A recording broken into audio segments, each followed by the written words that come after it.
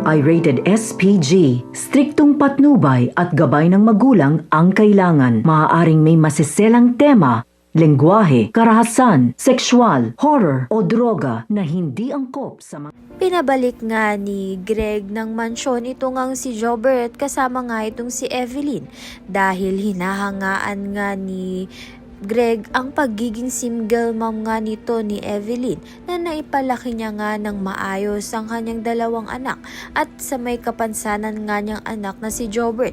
Kaya naman nga't binigyan nga niya ng mamahaling alahas itong ang si Evelyn.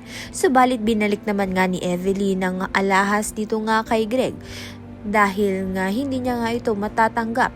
Doon, mahuhuli nga kaya ni Regina ang milagrong ginagawa nito ni Evelyn at ni Greg dahil meron nga silang nakaraan.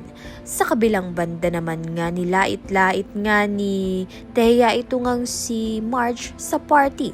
Dahil nga insecure itong si Thea kahit na nga nung gawin nga niyang panluloko dito nga kay Edward, hindi niya nga makukuha itong si Paulo dahil si Marge pa rin nga ang uuwian ni Paulo kahit pa nga may mangyari sa kanila nito ni Thea.